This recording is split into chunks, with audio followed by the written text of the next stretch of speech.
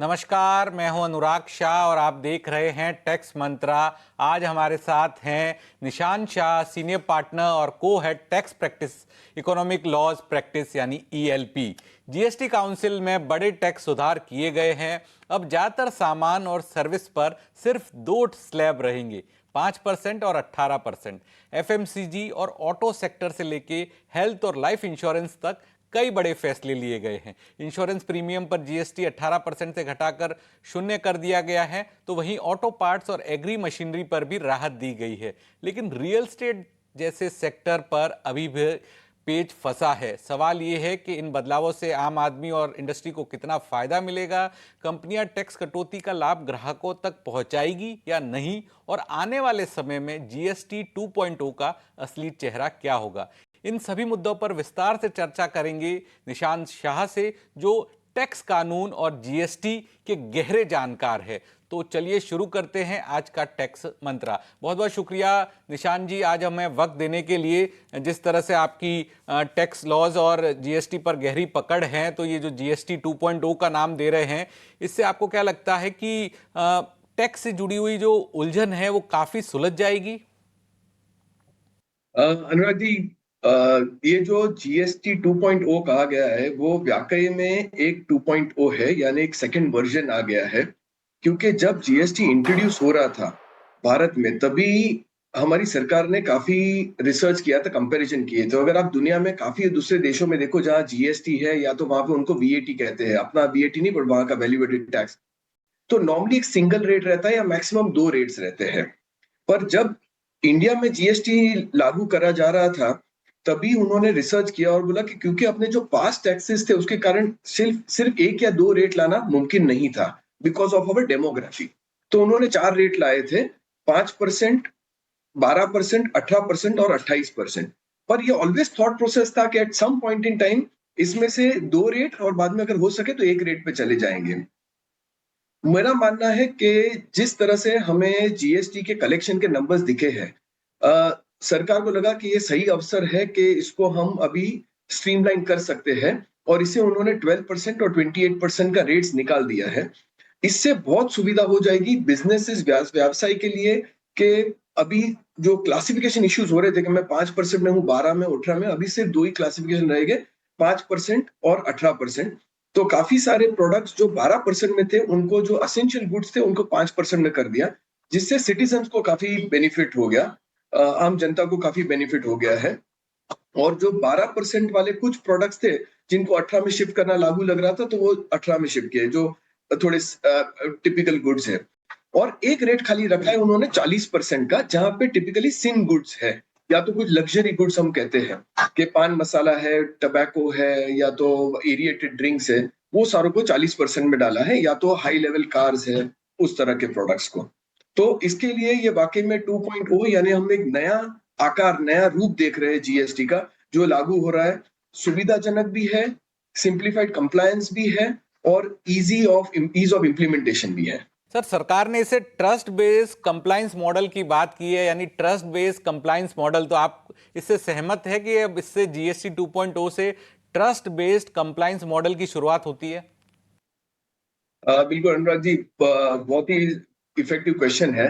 ये क्या हुआ था, अगर आप हम थोड़ी हिस्ट्री में जाते हैं, तो जब जीएसटी लागू हुआ था उसके 7-8 महीनों बाद उन्होंने जीएसटी के रेट्स मॉडिफाई किए थे, और तभी जीएसटी लागू होने के टाइम पे भी, क्योंकि काफी रेट्स कम हो रहे थे काफी प्रोडक्ट पे, तो एक एंटी प्रॉफिटरिंग करके बॉडी था। There was a separate cell created, which cell was to look into and consider कि अगर आपके वहां रेट्स कम हुए हैं और देशवर जो टैक्स बर्डन कम हुआ है, तो उसका जो फायदा है आप आम जनता को प्रोवाइड, कंज्यूमर को फॉरवर्ड कर रहे हो कि नहीं कर रहे हो। इसमें जो प्रोविजन था उसमें ऐसे कहा गया था कि ये body will be there up to a certain point in time, and April 2025 में this body was sunset date was brought in. अभी आप देखो तो आज एंटी प्रॉफिटरिंग की कोई स्पेसिफिक बॉडी नहीं है, पर फिर भी ये सारे रेट चेंजेस से काफी रेट्स कम हुए हैं। तो क्या इसका फायदा बिजनेस, व्यवसाय आगे कंज्यूमर को पास ऑन करेगी, नहीं करेगी? इसमें एक दुविधा रह रही थी, और काफी क्वेश्चन आते हैं कि ये तो फिर उनका प्रॉफिट बढ़ जाएगा, क्या वो एमआरपी ड्रॉप करेंगे? इस अवसर पे हमारे माननीय वित्त मंत्री ने भी कहा था कि अभी जीएसटी काफी टाइम रहा है और हम इस बार कहना चाह रहे हैं कि हम ट्रस्ट बेस कर देंगे, यानी we trust the businesses that the businesses will pass on the benefit to the ultimate consumers. So that is where the trust base comes in. Anti second aspect profiting is body क्या होती है? हमारे दर्शकों के लिए मैं आपसे समझना चाहूंगा कि एंटी प्रॉफिटिंग बॉडी क्या है और ये किस तरह से अपना कंप्लाइंस करती है, जो हमारे हिंदी भाषा के बड़ी संख्या में दर्शक है, अगर आप उनको सरल भाषा में समझा पाए तो। बिल्कुल, बिल्कुल. एंटी प्रॉफिटिंग करके ये बॉडी थी जिसमें उनको कैलकुलेट करना था कि जब जीएसटी आया, जीएसटी के पहले कोई एक प्रोडक्ट बनता था, तो उसके ऊपर एक्साइज ड्यूटी लगती थी. उसको जब भी बनाया जाता था, अगर कोई सर्विसेज आते थे तो सर्विस टैक्स लगता था और उसके बिकने पे वीएटी लगता था. वीएटी का क्रेडिट एक्साइज के सामने नहीं मिलता था, एक्साइज का क्रेडिट वीएटी के सामने नहीं मिलता था, तो इसके कारण टैक्स ऑन टैक्स भी हो रहा था. ये पूरे झमेले के कारण जो टोटल टैक्स बर्डन था वो काफी हो रहा था कोई भी प्रोडक्ट पे. आप ले लीजिए, बिस्किट ले लीजिए, साबुन ले लीजिए, शैम्पू ले लीजिए. अभी इन प्रोडक्ट्स को जब जीएसटी आया तो उन्होंने एक फ्लैट रेट 18% कर दिया. तो जो ओवरऑल बर्डन एक्साइज का से 12% है और 13% ये है, तो टोटल 25% हो रहा था, उसके बदले 18% लग रहा है. तो जो 7% का अगर रिडक्शन हुआ है, I am just giving an example, ये एक उदाहरण है, तो 7% का जो रिडक्शन हुआ है, क्या वो 7% का एमआरपी में बिल्टअप करके एमआरपी को मॉडिफाई करके वही goods after passing on the tax benefit to the consumers उस तरह से रिवाइज किया था एमआरपी के नहीं किया था, वो देखना था. तो इस चीज के लिए काफी और कंज्यूमर्स को अथॉरिटी दी गई थी कि वो कंप्लेंट फाइल करा सकते हैं. एक बॉडी बनाई गई थी, anti profiteering body, under the auspices of a few ex revenue officers, और कंज्यूमर्स वहां पे कंप्लेन कर सकते थे. और कंप्लेन आने पे the department was raising queries on these companies and the companies were being asked to justify. तो इसमें और बहुत इफेक्टिव उन्होंने पीनल प्रोविजंस रखे थे, पनिशमेंट रखी थी कि अगर आपने एंटी प्रॉफिटिंग नहीं किया है तो उसका 2-3 गुना आपको पेनल्टी पे करनी पड़ती थी. इसके कारण क्या था, कंपनीज नियंत्रण में रहती थी और सारा पास ऑन करती थी, और अगर ना करे तो कंज्यूमर्स के पास भी एक अपॉर्चुनिटी था कंप्लेंट फाइल करने के लिए, ताकि वो उनके पास चेक करा पाए कि उनका ऑडिट करके क्या वो पूरी तरह से जो बेनिफिट हो रही है टैक्स के कारण वो पास ऑन करे. अब ये एंटी प्रॉफिटिंग की जो बॉडी थी उसका एक टाइम लिमिट दिया गया था, क्योंकि सरकार का मानना था कि जैसे ही एंटी प्रॉफिटिंग बॉडी आ जाती है तो व्यवसाय को भी थोड़ी तकलीफ हो जाती है रोज का बिजनेस करने में. तो सरकार का मानना था कि ये एंटी प्रॉफिटिंग की बॉडी लिमिटेड पीरियड के लिए ही जरूरत पड़ेगी, जब भी इनिशियल पीरियड है. तो उन्होंने एक सनसेट डेट रखा था कि ये तारीख के बाद ये एंटी प्रॉफिटिंग बॉडी नहीं रहेगी, ताकि कोई इस तरह की ऑडिट नहीं कर पाएंगे. तो वो डेट अभी आ चुकी है. So, आज as we speak while the provision is there, anti profiting body is not there. इसीलिए मैं इस तरह से बता रहा था कि आज अभी अगर रेट्स कम हुए हैं तो उसका बेनिफिट कौन चेक करेगा, which is now the government has said it is trust based के बिल्कुल, आपने बहुत व्यवसाय पे आसान हम भाषा में, ट्रस्ट. सिंपल लैंग्वेज में सर हमारे दर्शकों को बताया। और सर मेरे पास सवाल बहुत ज़्यादा है और हमारे पास अब करीब 15-17 मिनट और बचे हैं, तो मैं ज़्यादा से ज़्यादा सवाल कवर करने की कोशिश करूंगा सर। और अब मैं सेक्टर बिल्कुल, स्पेसिफिक पे आता हूं सर। इंश्योरेंस के अंदर बिल्कुल. जीएसटी 18% से शून्य किया गया इंडिविजुअल हेल्थ और लाइफ के अंदर, लेकिन एक इसमें चर्चा शुरू हुई है कि आईटीसी की वजह से कंपनियां पूरा बेनिफिट इसे नहीं दे पाएगी। तो हमारे दर्शकों को बताइए कि आईटीसी क्या होता है और किस वजह बिल्कुल, से जो पूरा का पूरा बेनिफिट है वो पॉलिसी होल्डर को नहीं मिल पाएगा। बिल्कुल. देखिए, आज अगर मैं कोई पॉलिसी लेता था तो लेट्स अज्यूम पॉलिसी का प्रीमियम 100 रुपया रहता था. 100 रुपये पे मुझे 18% जीएसटी लगता था, तो 118 रुपये मुझे देने पड़ते थे एज अ कंज्यूमर. और कंज्यूमर को ये 18 रुपये का क्रेडिट नहीं मिलता है, यानी उसका उसका टोटल खर्चा 118 रुपया रहता था. जो इंश्योरेंस कंपनी है, वो जब मुझे पॉलिसी का कवर देती थी, तो इंश्योरेंस कंपनी को भी काफी खर्चे करने होते हैं. उनका एक री इंश्योरेंस होता है, उनका ऑफिस चलाना होता है, लीज की ऑफिस लेनी होती है, उनके एजेंट को पे करना होता है. इस पे जो वो पे करते थे उसके ऊपर भी जीएसटी उनको लगता था. ये जो जीएसटी लगता था उसका काफी उनको क्रेडिट मिल जाता था. जो ये 18% मेरे से कलेक्ट करते थे उसमें सेट ऑफ आता था. तो ये सेट ऑफ के कारण वो 100 रुपए का प्रीमियम लेते थे, 118 का मेरे पे खर्चा आता था. अभी 18 रुपए को सरकार ने शून्य कर दिया है, एग्जम्प्ट कर दिया है. सो आज अगर मेरी पॉलिसी हुई तो 100 रुपया लगेगा, 100 रुपये पर कोई टैक्स नहीं लगेगा. पर क्योंकि इस 18 को उन्होंने जीरो कर दिया है। जो उनको ये क्रेडिट मिलता था, उनके जो दूसरे खर्चे उसके ऊपर जो जीएसटी लगता था उसका क्रेडिट मिलता था, ये क्रेडिट अभी नहीं मिलेगा। इस क्रेडिट को आईटीसी कहते हैं। ये credit input tax credit, ITC, ये क्रेडिट अभी इनपुट टैक्स क्रेडिट नहीं मिलेगा, क्योंकि सरकार का मानना यह है कि हम क्रेडिट तभी देंगे जब आगे आप जब पॉलिसी बेचते हो तो सरकार को और टैक्स देते हो। पर क्योंकि अभी पॉलिसी ऊपर टैक्स नहीं लग रही है तो सरकार को और टैक्स आप नहीं दे रहे हो, तो ये क्रेडिट नहीं मिलेगा। क्योंकि ये क्रेडिट नहीं मिलेगा तो उनका जो total cost of running the business of insurance, जो व्यापार चलाने का खर्चा है वो बढ़ गया है। इसके कारण वो जो 100 रुपया है, 100 रुपये थोड़ा बढ़ जाएगा। हमारा मानना है बेस्ड ऑन ब्रॉड कैलकुलेशन, ये जो कॉस्ट बढ़ेगा करीबन 4-5% का उनका कॉस्ट बढ़ जाएगा।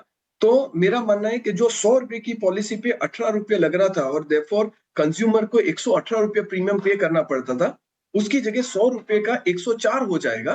पर उसके ऊपर या तो 105 हो जाएगा, 106 हो जाएगा, ऐसा कुछ हो जाएगा। पर उसके ऊपर 18% टैक्स नहीं लगेगा। सो जो 118 पहले कंज्यूमर पे करता था उसकी जगह पे 105, 106 उस तरह का कोई नंबर पे करेंगे। So the overall thing is, ये कम करने के कारण भी बेनिफिट हो रहा है जनता को। जो पूरा बेनिफिट नहीं हो रहा है, क्योंकि जो क्रेडिट लॉस हो रहा है इंश्योरेंस कंपनी को, उसके कारण उनका टोटल खर्चा बढ़ जाएगा and therefore the premium value में गो हायर फ्रॉम 100 रुपए से लेके 105, 106 ऐसा कुछ हो सकता है। फिर भी आप जिस तरह से बता रहे हैं कि 10 से 12 रुपए का ग्राहकों को तो फायदा होगा ही, लेकिन एक चीज और कही जा रही है कि इनपुट टैक्स क्रेडिट में जनरल इंश्योरेंस कंपनियों को ज्यादा नुकसान नहीं है, लेकिन शाही कंपनियों को ज्यादा नुकसान है। तो ये किस वजह से कि जो स्टैंड अलोन हेल्थ इंश्योरेंस कंपनियां हैं उन पर भार ज्यादा आएगा, लेकिन जनरल इंश्योरेंस कंपनियों पर नहीं आएगा? अनुराग, ये को रिलेटेड है कि जैसे आप हम देखते हैं कि जनरल इंश्योरेंस कंपनी का कोई एग्जम्पशन नहीं किया गया है, तो उनका जो ओल्ड सिस्टम चला था उनको जितनी भी क्रेडिट मिल रही थी, ये जो आप बाहर कह रहे हो कि आईटीसी के कारण बाहर आ रहा है, तो उनको जो ओवरऑल क्रेडिट मिल रहा था वो क्रेडिट मिलना चालू ही रहेगा। तो उनके लिए कोई क्रेडिट डिसअलाउंस का इम्पैक्ट नहीं हो रहा है। पर जो हेल्थ इंश्योरेंस कंपनीज है या तो लाइफ इंश्योरेंस कंपनीज है, उनकी जो पॉलिसीज अभी वो दे रहे हैं, वो पॉलिसीज पे टैक्स लग को एग्जाम कर दिया गया है। इसके लिए उनको ये क्रेडिट नहीं मिलेगा, तो इसलिए उनके ऊपर भार आ रहा है। तो इसलिए जब आप इक्वेट करो तो जो क्रेडिट मिल रहा है, क्योंकि इनको क्रेडिट मिलना बंद हो गया है लाइफ इंश्योरेंस कंपनीज को, इसके लिए उनका वो भार थोड़ा सा बढ़ गया है। वो भार बढ़ने के कारण उनके प्रीमियम का कॉस्ट थोड़ा बढ़ जाएगा। जनरल इंश्योरेंस कंपनी को क्रेडिट अभी भी उसी तरह से चालू है, तो उनको कोई उस तरह का भार नहीं आया है। पर उनकी जो आउटपुट पॉलिसी है उसके ऊपर पूरा 18% टैक्स चालू रहेगा। सर, इसमें एक छोटा सा और मैं आपसे समझना चाहता था, क्या अगर मैं जिस लाइन ऑफ बिजनेस से जीएसटी वसूल कर रहा हूं उसका सेट ऑफ भी उसी के खर्चों पे कर सकता हूं, या फिर ओवरऑल जो जीएसटी वसूल किया गया है और ओवरऑल जो खर्चे कमीशन के दिए गए हैं वहां पर सेट ऑफ हो सकता है? इसमें जो जीएसटी का नियंत्रण जो नियम है, नियम इस तरह से कहता है कि अगर मेरे पास कुछ क्रेडिट अवेलेबल है और मैं क्रेडिटेड नॉर्मली पूल है, एक टोटल पूल है, इसलिए टोटल पूल में मैं पूरा क्रेडिट ले सकता हूं और किसी भी जगह पे यूज कर सकता हूं। पर समस्या यहाँ पे आती है कि सपोज मेरा कुछ एग्जम्प्टेड किया गया है, यानी किसी के ऊपर मुझे टैक्स नहीं भरना है। लेट्स अज्यूम कोई इंश्योरेंस कंपनी है जहां पे उनके पास टैक्सेबल पॉलिसी है और नॉन टैक्सेबल पॉलिसी भी है। फिर क्या करोगे? तो क्या हो जाता है, जितनी नॉन टैक्सेबल पॉलिसी का प्रोपोर्शन है उतना क्रेडिट कम हो जाता है। तो वो जो क्रेडिट कम हो जाता है उसका इंपैक्ट आ सकता है। तो इसके लिए नियम ऐसा है कि मेरा पूल एक कॉमन पूल है और जहां पे भी मुझे यूज करना है मैं कर सकता हूं। पर अगर आपका एग्जम्प्ट किया गया है या तो बहुत सारे प्रोडक्ट्स या सर्विसेज इस बार जब भी 5% पे लाए गए हैं, से for example goods transport agency या तो रेल से जो ट्रांसपोर्ट होता है, उसमें उन्होंने ऐसे कहा है कि 18% के बदले हम या तो 12% के बदले हम खाली अभी 5% चार्ज करेंगे, परंतु आपको क्रेडिट नहीं मिलेगा। तो वो जो क्रेडिट उसके कोरिलेटेड है उसको फिर आपको डिसअलाउ करना पड़ेगा। So the general norm is credit पूरा एक पूल है, कहीं पे भी यूज कर सकते हो। पर अगर आपका जो आउटपुट है, जहां पे आप गुड्स दे रहे हो या तो सर्विस दे रहे हो, उसमें या तो एग्जम्प्टेड है या 5% पे है और 5% में उन्होंने क्रेडिट पे नियंत्रण लाया हुआ है, रिस्ट्रिक्शन लाया हुआ है, तो उतना क्रेडिट आपको डिसअलाउ करना पड़ेगा। तो उसमें 1-to-1 कोरिलेशन की जरूरत पड़ जाएगी। गया सर। सर आगे अगले सेक्टर की बात करते हैं। ऑटो सेक्टर में सभी पार्ट्स पर 18%, आपको लगता है कि सभी पार्ट्स पर 18% टैक्स होने से जो लिटिगेशन खत्म होगा या फिर नई चुनौतियां खड़ी होगी, और जो क्योंकि ऑटो सेक्टर को भी बड़ी रिलीफ दी गई है? अनुराग जी, ऑटो सेक्टर के लिए दो बड़ी रिलीफ आई है और एक थोड़ा सा कंसर्न भी आ गया है। ऑटो सेक्टर में काफी रेट्स उन्होंने रैशनलाइज कर दिए हैं। जो टोटल इम्पैक्ट पहले करीबन 40% होता था, उसके बदले अभी 18% पड़ेगा। पार्ट्स के ऊपर एक सिंपल रेट ला दिया है, सारा 18% पे कर दिया है। तो जो क्लासिफिकेशन का प्रॉब्लम होता था, क्योंकि क्या है, विद टेक्नोलॉजी इवॉल्विंग, नई नई टेक्नोलॉजी के साथ एक पार्ट 18% में पड़ रहा है, 12% में पड़ रहा है, उसका कंफ्यूजन होता है। मैं आपको एक छोटा सा उदाहरण देता हूँ। से वाल्व, जो टायर पे वाल्व लगता है, हम सबको इधर मालूम है, वो वाल्व को वाल्व कहते हैं। पर अभी आजकल की नई गाड़ियों में टायर प्रेशर मॉनिटरिंग सिस्टम आता है, जहां पे वाल्व से कनेक्टेड एक वायर रहता है और आपके स्टीयरिंग के बाजू में आपको दिखता है कि आपके टायर्स में कितनी हवा है। तो क्या आप मॉनिटरिंग सिस्टम को वाल्व कहोगे? क्योंकि है तो वाल्व का ही फंक्शन करता है, वो मेजर करके देता है, या तो मेजरिंग इक्विपमेंट कहोगे? तो इस तरह की बहुत सारी दुविधाएं आ रही थी। अब सब कुछ 18% पे करके वो एक सिंप्लीफिकेशन ला दिया है। कुछ कुछ अमाउंट के रेट बढ़ जाएंगे, पर ये सारे क्रेडिट अवेलेबल हो जाते हैं। जो पार्ट जाते हैं वो B2B में, P2P में जाते हैं, या तो बिजनेस टू बिजनेस में जाते हैं, इसलिए इम्प्लीकेशन कम हो जाएगा। जो ऑटो सेक्टर को एक थोड़ी सी दुविधा आने वाली है, वो ये है कि पहले जो ऑटो सेक्टर में कार्स बनती थी, उसके ऊपर 28% टैक्स लगता था, जीएसटी, और 12% कॉम्पनसेशन सेस लगता था।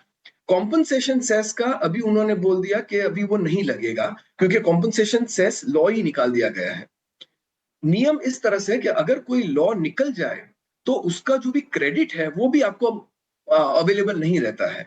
तो जो ऑटो सेक्टर की गाड़ियां इतनी बनी हुई है, रेडी है, और जो डिस्ट्रीब्यूटर को बेच दी गई है, उसमें उन्होंने कॉम्पनसेशन सेस लगाया था और उसका क्रेडिट डिस्ट्रीब्यूटर्स के पास पड़ा हुआ है।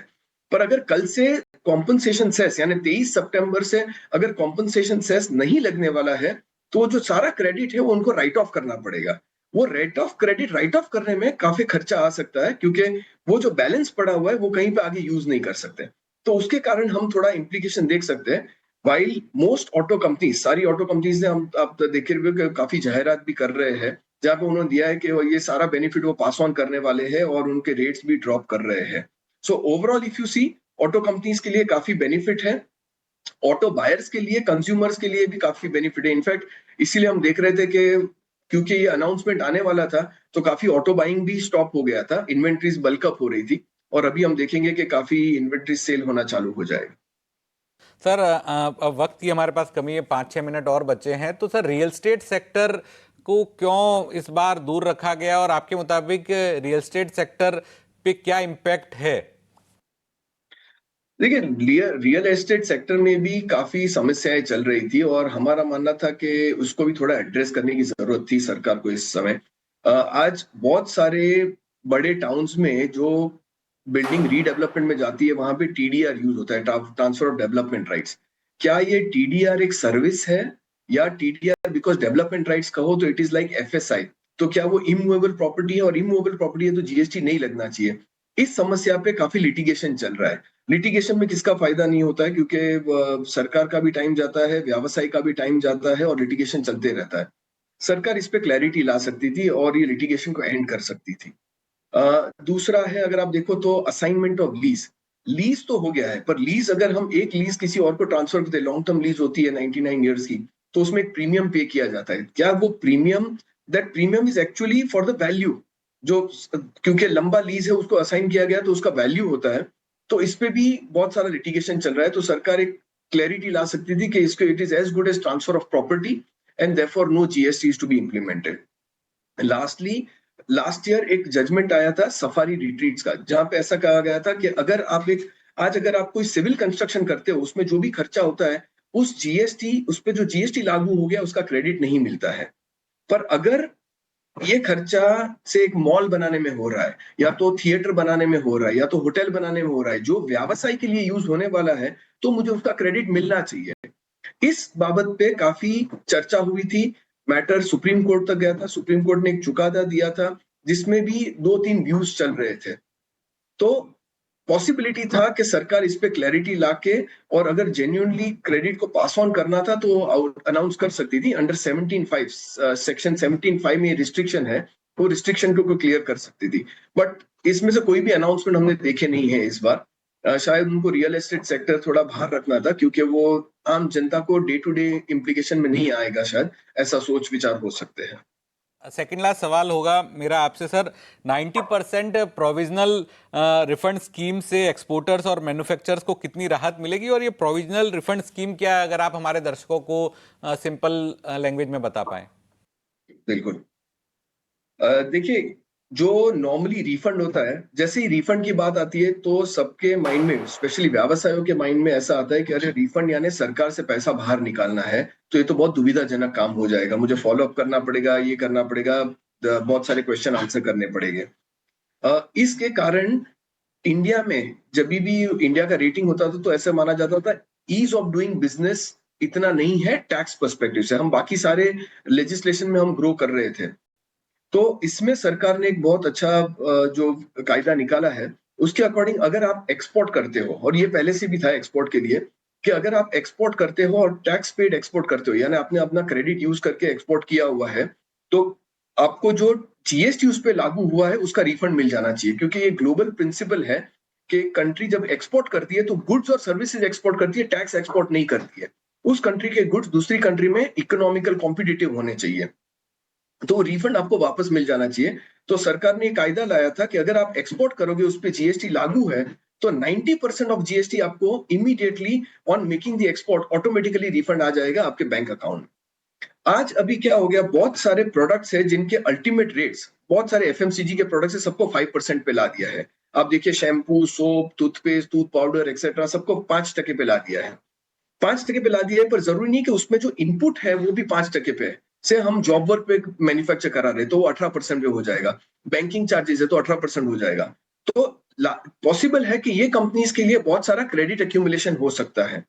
ये जो क्रेडिट एक्यूमुलेशन हो जाएगा, उसका भी सरकार ने एक नियम दिया हुआ है कि अगर आपके इनपुट्स ज्यादा रेट पर है और आपका फाइनल प्रोडक्ट कम रेट पर है, तो आप क्रेडिट को एक्यूमुलेट करते जा रहे हो, आपका क्रेडिट का बैलेंस बढ़ते जा रहा है, जो आप कहीं यूज नहीं कर पाओगे।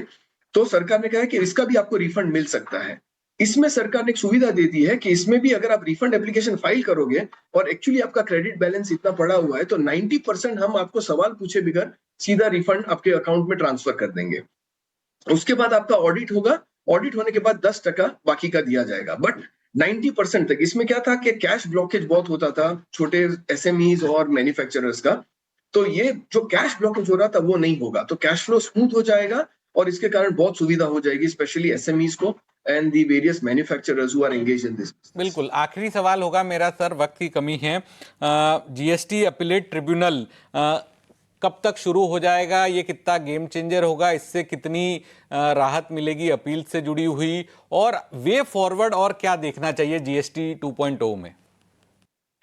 जीएसटी ट्राइब्यूनल की आपने बात करी। ट्राइब्यूनल एक ऐसा, पहले ट्राइब्यूनल क्या होता है, जब भी कोई अगर अपनी समस्या हो जाती है जीएसटी के साथ और आपका कुछ कहना है, उनका कुछ डिमांड आता है, तो पहले एक एडजुडिकेशन होता है, वहां पे ऑर्डर इन ओरिजिनल आता है, उसके अगेंस्ट हम अपील फाइल करते हैं तो ऑर्डर इन अपील आता है। ये दोनों सरकारी लोग ही है जो हमारा एडजुडिकेशन करते हैं। तो इसके लिए व्यवसायी को ये चिंता रहती है कि अगर सरकार ही मेरा डिसाइड कर रही है कि मुझे पे करना चाहिए कि नहीं करना चाहिए, तो अपने और ही करेंगे। तो उससे सेकंड अपील जाती है ट्राइब्यूनल को। Tribunal is a quasi judicial, यानी वो सरकार से अपीलेटेड नहीं है। तो ऐसा थॉट प्रोसेस रहता है कि वो जो चुकादा देगी, वो चुकादा अनबायस्ड होगा, क्योंकि वो रेवेन्यू डिपार्टमेंट से अफिलिएटेड नहीं है। ये ट्राइब्यूनल एक्चुअली फॉर्म हो जाना चाहिए था जीएसटी के आते ही, पर कुछ समस्याओं के कारण वो फॉर्म नहीं हुआ था। अभी लास्ट 2 साल में बहुत सारा उसका प्रोग्रेस किया गया है। इस अनाउंसमेंट में कहा गया है कि ये ट्राइब्यूनल दिसंबर तक अप एंड ऑपरेशनल हो जाएगा। सितंबर एंड से उसमें आप जो अपील्स फाइल करनी है, कमिश्नर अपील्स की जो सेकंड लेवल की अपील्स है, वो आप फाइल करा सकते हो, और ये फाइलिंग आपको अगले जून 2026 तक सारे अपील्स आपके फाइल कर देने हैं। It's a very welcome move, hopefully it should start. अगर ये ट्राइब्यूनल चालू हो जाता है, आज बहुत सारे मैटर्स है जो पेंडिंग है, क्योंकि ट्राइब्यूनल एग्जिस्टिंग नहीं है जीएसटी का। 8 साल हो गए जीएसटी को आके, पर फिर भी जीएसटी का ट्राइब्यूनल नहीं है। ट्राइब्यूनल बनने से बहुत सारी राहत मिल जाएगी व्यवसाय को। अगर हम दूसरे एस्पेक्ट पे आए कि अगर हम क्या देखते हैं आगे, मेरा मानना है जीएसटी की सुविधाजनक उसके लिए 2-3 एस्पेक्ट ये देखने हैं, जहाँ पे भी अभी आपका इनपुट क्रेडिट एक्यूमुलेशन हो रहा है, उसका किस तरह से हम स्ट्रक्चर बना सके कि एक्यूमुलेशन ना हो। दूसरा जो हमने बात करी से इंश्योरेंस का आज कॉस्ट बढ़ रहा है 100 से 104 क्योंकि उनको क्रेडिट नहीं मिल रहा है। अगर आपका पर्पस ये है कि ये जनता की सुविधा के लिए है और रेट कम करने हैं, तो आप उस तरह का मैकेनिज्म लाओ कि उनको टैक्स ही ना लगे, या तो उनका जो क्रेडिट जो उनको मिल नहीं रहा है उसका कैश रिफंड मिल जाए इंश्योरेंस को, तभी ये एक्चुअल फायदा पहुंचेगा। जो आज 18% का जीरो हो गया, तो पूरा जीरो पूरे 18% का बेनिफिट आना चाहिए, 10 से 12 का ही क्यों हो रहा है।